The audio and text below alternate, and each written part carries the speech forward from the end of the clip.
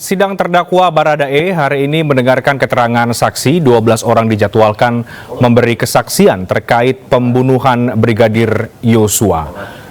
Dalam sidang hari ini dihadiri langsung oleh Barada Eliezer, sementara pihak keluarga almarhum Yosua juga hadir dalam persidangan. Kuasa hukum keluarga Yosua, Kamarudin Simanjuntak, menjadi saksi pertama.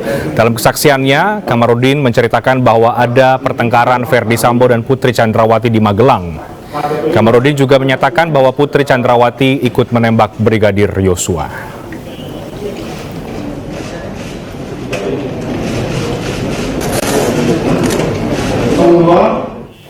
Untuk mengetahui perkembangan terbaru dari Pengadilan Negeri Jakarta Selatan, kami bergabung dengan rekan Salam Rahmat saat ini. Salam Rahmat, selamat petang. Apalagi jadwal atau agenda sidang pemeriksaan saksi dengan terdakwa Barada Eliezer? Dan juga pemirsa, pemeriksaan terhadap 12 orang saksi dalam kasus pembunuhan berencana Nofriansyah Yosua Huta Barat atau Brigadir J ini baru saja selesai dirampungkan oleh Majelis Hakim dan juga Jaksa Penuntut Umum. Dan untuk mekanisme jalannya persidangan yang digelar pada hari ini tadi dibagi menjadi ke dalam 3 sesi, yang mana tadi pada sesi pertama ini adalah agenda pemeriksaan saksi terhadap Kamarudin Simanjuntak yang tidak lain ini merupakan pihak pengacara atau kuasa hukum dari pihak korban Nofriansyah Yosua Huta Barat. Sementara tadi pada sesi 2 ini dilanjutkan dengan agenda pemeriksaan saksi terhadap dari adik Nofriansyah Yosua Huta Barat, yakni Mahareza Rizky, dan juga dibarengkan atau bersamaan dengan agenda pemeriksaan saksi terhadap kekasih dari Yosua Huta Barat, yakni Vera Mareta Simanjuntak. Dan tadi pada sesi ketiga atau sesi terakhir ini agenda pemeriksaan terhadap 9 orang saksi lainnya, yang tidak lain ini terdapat dari kedua orang dari pihak orang tua dari Nofriansyah Yosua Huta Barat, lalu juga ada adik beserta kakak, paman, bibi, dan juga pihak kerabat dari Nofriansyah Yosua Huta Barat. Dan dapat kami sampaikan bahwa tadi dari kesaksian di mana tadi juga dalam kesaksian pihak keluarga, terutama dari pihak ayah anda dari Nofriansyah Yosua Huta Barat, yakni Samuel Huta Barat, ini menuturkan bahwa tadi dijelaskan bahwa pada tanggal 11 Juli 2022 lalu pasca dilakukan pemakaman terhadap Nofriansyah Yosua Huta Barat, lalu juga selesai dilakukan pemakaman ataupun juga dari upacara adat dari marga Huta Barat, tepat pada pukul 7 malam rumah dari sebelah rumah Samuel Huta Barat, tepatnya pada rumah adik ipar dari Nofriansyah Yosua Huta Barat, ini didatangi oleh segerombolan polisi yang kami sendiri juga belum mengetahui apa maksud dan tujuan dari segerombolan polisi tersebut mendatangi atau menyambangi rumah adik ipar dari Nofriansyah Yosua Huta Barat. Yang mana tadi dari Majelis Hakim sendiri juga memutuskan agar pernyataan dari ayah anda Nofriansyah Yosua Huta Barat, Samuel Huta Barat, ini agar kesaksian tersebut agar diberikan pada hari Kamis mendatang dalam agenda pemeriksaan obstruction of justice dalam kasus pembunuhan berencana yang melibatkan dari Ferdi Sambo, Hendra Kurniawan, AKBP Arif Rahman Arifin, dan juga para terdakwa obstruction of justice lainnya. Dan tadi juga dari kesaksian ibunda Nofriansyah Yosua Huta Barat yang diwarnai dengan isak tangis yang begitu keras dan juga begitu hebat dari kesaksiannya sendiri, mana rasanya ini dapat kami sampaikan bahwa tadi perkataannya ini rasanya hancur menerima kabar anaknya dinyatakan meninggal dunia di rumah Jenderal Bintang 2 Polri. Ya, Reinhard. Baik, terima kasih Salam Rahmat. Kita akan tunggu nanti perkembangan terbaru dari sidang lanjutan kasus pembunuhan Brigadir Yosua Huta Barat. Kita beralih ke informasi terkait dengan gagal ginjal akut. Polri akan segera mengumumkan tersangka dalam kasus gagal ginjal akut yang menyebabkan ratusan anak meninggal dunia. Dalam hal ini, Badan POM akan berkoordinasi dengan pihak terkait untuk mengusut 2 perusahaan farmasi yang diduga melakukan pidana dalam kasus gagal ginjal akut.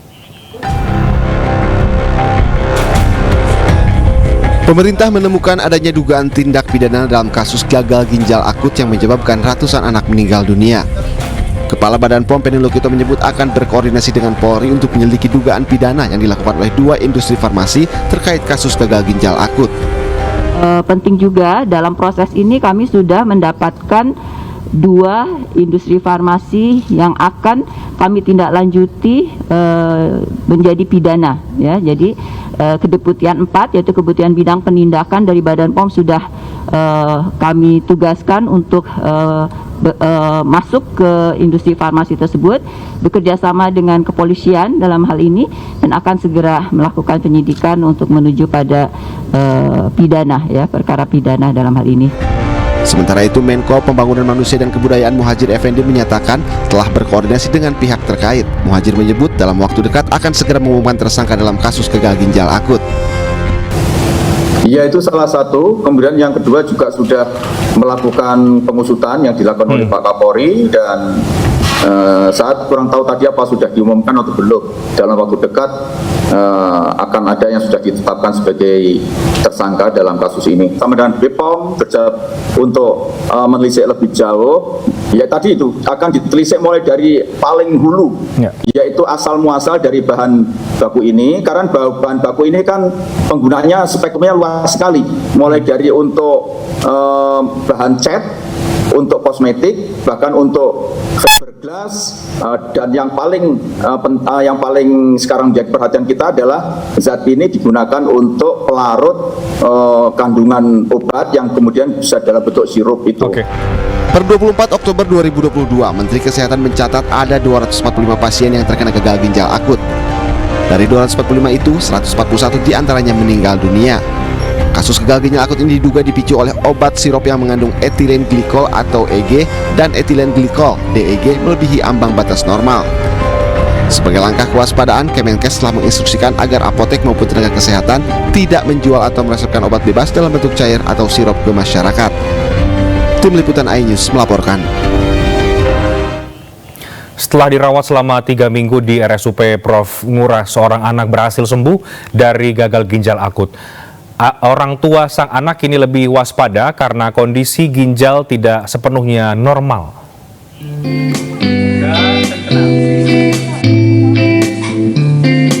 Ida Bagus Made Setia Prawira, anak berusia 3 tahun 8 bulan ini, kembali ceria dan berkumpul bersama keluarganya di rumahnya di Jalan Artasura, Gang Arjuna 2, Denpasar Utara. Satya sempat menjalani rawat inap di RSUP Profesor Ngurah selama 3 pekan sejak 13 September 2022. Menurut orang tua Satya, awalnya putra bungsunya tersebut mengalami demam hingga 39 derajat Celcius. Mereka membawa anaknya ke sebuah klinik dan diberi obat parasetamol serta antibiotik. Namun usai mengkonsumsi obat, frekuensi dan jumlah urin menurun drastis. Selama 3 pekan menjalani perawatan di rumah sakit, Satya Prawira menjalani cuci darah sebanyak 7 kali. Semua resep obat sirup itu semua dari dokter. Cuci darahnya itu selama 7 kali dari selama 3 minggu anak ini rawat. 7 kali cuci darah sudah membaik sih. Sudah membaik. Ya, cuman untuk perlu dikontrol lagi untuk kencingnya, makannya juga perlu dijaga.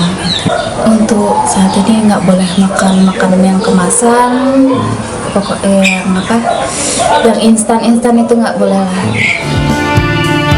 Orang tua Satya Prawira tetap mewaspadai gejala yang muncul, terutama urin yang tidak normal. Konsumsi makanan dan minuman juga harus tetap diawasi agar tidak mengganggu kerja ginjal.